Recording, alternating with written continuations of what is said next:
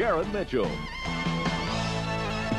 And welcome everybody on this Monday evening. We hope you had a good weekend. Welcome to you, Sharon. Thank you, Teresa. Sharon Mitchell is filling in for Craig Walker. Always glad to have Sharon. Oh, it's wonderful to be out here with you, of course. Well, thank you. You're welcome. Tonight we're going to begin our show by talking about video games. We probably all remember Pong. That was probably the first video game that you could play at home. Well, we have come a long way in the last 15 years since that game came out. Now there are high-tech graphics and greater challenges for the video game aficionado. Now, as you know, I am a big fan. I am a big fan. To say the least. I got a chance to go up to Redmond, Washington, where Nintendo of America is headquartered. And that's one company that's out to prove that video games aren't just for kids anymore. Nintendo Gameplay, this is Jenny. How may I help you? You've only been through the first cement pit. Well, the Final Fortress is kind of a magical maze. Right under the wet paint sign? Well, you're going to come across this big sea serpent. You'll get to a place where there's this big skull head guy. Looks kind of like something from Star Wars. If you're one of America's 65 million Mario-loving maniacs, you know the lingo. If not, you may be asking yourself, what are they talking about? They're talking strategy.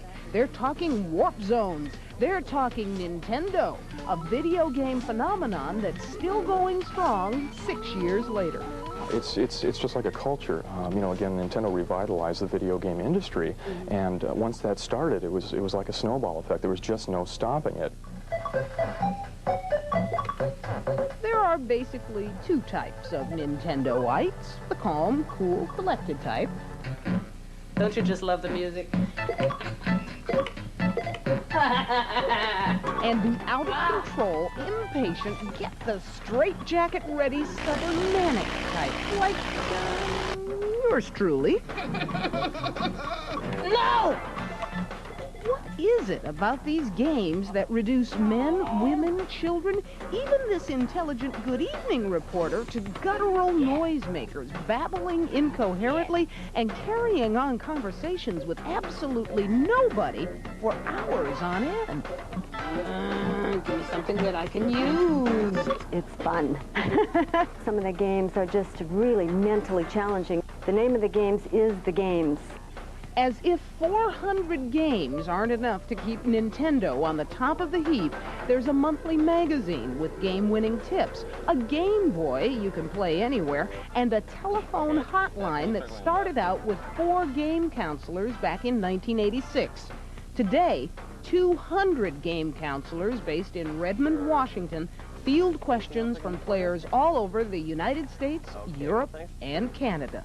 And we're taking 140,000 calls a week, which is 20,000 a day, if that means anything. It's incredible. Players calling for a variety of reasons. Number one, and probably the most popular, is how do I get through this game? How do I defeat Ganon in The Legend of Zelda? How do I drive my car? How do I make pit stops? It could be just about anything. They're also calling to tell us what games they've accomplished, or and more importantly, probably, to give us tips. And once you stop, it'll bounce up again. Then you can go underneath that one. Yep. The counselors aren't necessarily Nintendo know-it-alls, but with 4 weeks training and all the answers right at their fingertips, they're ready to handle the phones. Well, first, of course, you can only go to the right, correct?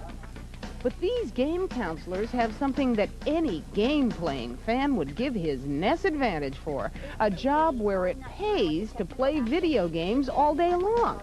And check out Nintendo's newest offering, the Super Famicom system with 3D graphics.